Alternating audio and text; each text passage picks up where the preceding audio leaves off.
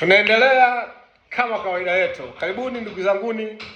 Sasa kitu ambacho niliwaambia ni kwamba Trump hawezi kuishambulia Iran moja kwa moja. Sio kwamba hana uwezo wa kuishambulia, ana uwezo, lakini tatizo, madhara yake ni makubwa zaidi ya mashambulio ambayo yeye anaweza akayafanya nchini Iran.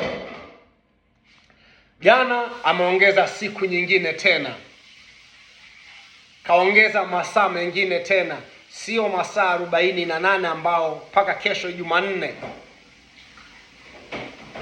ndio kuwa kikomo. Ameongeza masaa mengine 24 mpaka Jumatano, akidai kwamba wasipokubaliana leo Jumatatu, basi ameongeza siku nyingine, mwisho ni Jumanne ndio mwisho wa makubaliano, kisha Jumatano alipue.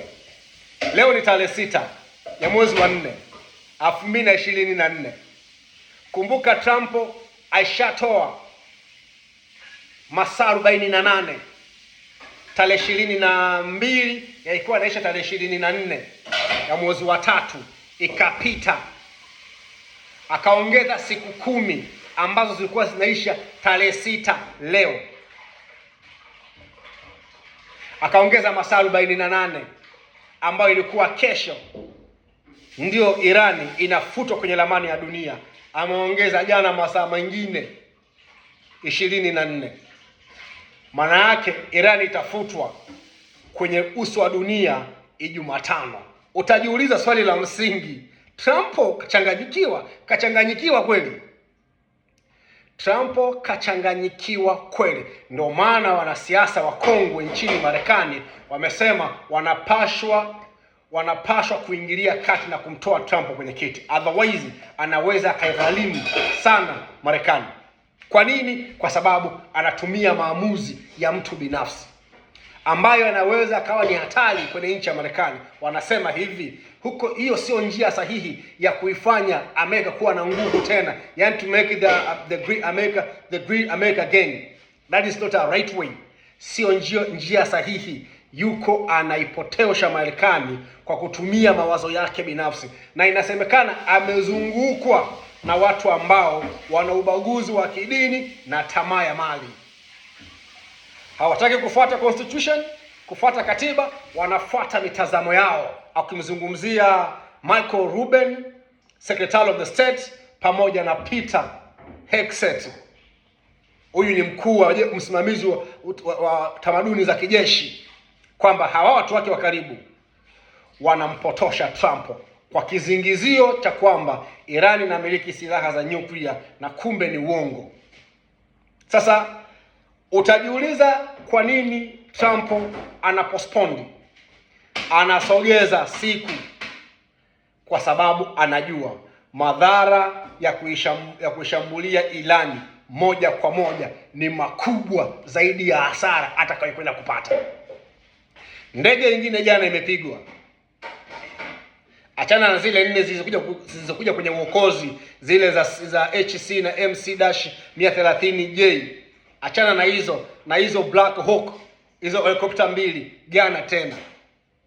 Sasa Marekani watu wamebutuka kwamba hapana, tunaingia hasara kwa vita ambayo sio yetu, ni vita ya Mwisraeli. Kama chanzo ni Irani kumiliki silaha za nyuklia, wanasiasa wanasema Israeli yenyewe ina silaha za nyuklia kinyume na makubaliano ya Umoja wa Mataifa, mbona hapigwi? Wanauliza swali, kati ya North Korea Kaskazini na Iran, nani ambaye anatishia moja kwa moja Marekani? Ni North Korea. Mbona North Korea hapigwi? Tunaingia kwenye vita ambayo mgongo wake mbele yuko Israel, anatuingiza pabaya. Sasa unaweza kuwa ni mshabiki kwa kusema tu kwamba Marekani haijaamua. Sio kwamba Marekani haijaamua. Marekani imeamua, ndio maana imeingia kwenye vita. Haiwezi kapoteza ndege zaidi ya 40 alafu useme hawajaamua. Ile taifa lina watu makini, watu wanaojielewa, watu wanaojitambua. tatizo Marekani amekutana na vitu ambavyo sivyo alivyotegemea, na ndio maana Israel kupitia waziri wao mkuu Benjamin Netanyahu anasema sisi hakuna mtu anayejua ni kiwango gani cha missile ambazo Iran anamiliki. Kwa sababu gani? Paka jana anashambulia. Sasa wanajiuliza, takwimu iliyokuja, ripoti kutoka kwa CIA pamoja na Mossad walisema ana takribani missile 2000. Akiangalia kipigo cha kuanzia tarehe 1 mwezi wa 3 paka jana tarehe 5, anasema hapana, hawa jamaa hawezi kumiliki silaha hawezi kumiliki missile 2000, hawa wana zaidi. Tayari imeshakuwa hofu imewatanda. Gharama ya maisha inazidi kwenda juu. Uharibifu nchini Israel unazidi kwenda juu siku baada ya siku. Trump kwa nini anashindwa kumvamia Irani moja kwa moja? Takupa sababu mbili tu za msingi. Marais waliokuwa Marekani kuanzia mwaka 1970, hakuna rais ambaye alijaribu kuivamia moja kwa moja, kwa sababu walijua madhara yao ni makubwa sana. Kwa nini? Kwa sababu Marekani inategemea uchumi wao mkubwa kwenye petrodola. Petrodola ni mfumo wa kuuza na kununua mafuta na gesi kwa kutumia dola ya Kimarekani, ambayo ndiyo nguvu na utajiri mkubwa Marekani inategemea. Sasa Marekani, biashara ambayo anaitegemea kubwa, ambayo inamuingizia kipato kikubwa, ni gasi na mafuta. Ndio maana unaona kila nchi yenye gasi na mafuta Marekani anataka kutia mguu, na ndio maana waziri wa mambo ya nje ya Irani Mheshimiwa Habasi Said Al-Ghachi anasema hivi, Marekani yenyewe mna bahati sana, kila nchi ambayo mnaenda kuitaka kuikomboa ina mafuta na gasi, mna bahati sana, kwa sababu anajua Marekani anaenda kwenye nchi ambayo ina mafuta na gasi. Ndio utajiri, ndio uchumi umeshikwa pale. Sasa katika zile nchi ambazo ni tegemezi kubwa duniani za uzalishaji wa mafuta na gasi ziko Gulf. Kuna Iraq, Iran yenyewe, Kuwait, Saudi Arabia, UAE na Qatar.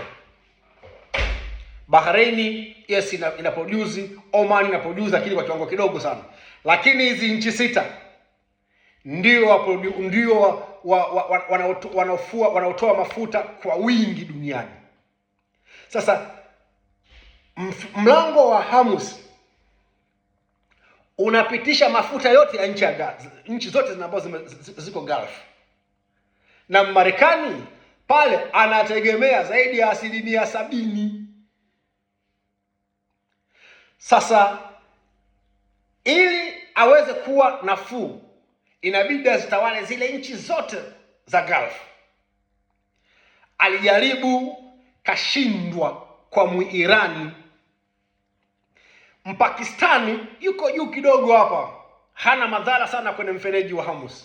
Ni Irani na Oman ndio wanachangia hapa mfereji wa Hormuz, na ndio maana kuna kikao juzi kimefanyika cha kuangalia mapato watafanya aje kati ya Oman pamoja na Iran. Sasa Marekani hatakuwa salama kama Iran ataendelea kujitatanua. Marekani biashara yake haitakuwa salama. Ndio maana unaona kila Twitter anayotweet Trump, kila neno analiongea Trump ni kuhusu mfereji wa Hormuz. Utajiuliza, 20% na 80% ipi kubwa? 80% kama dunia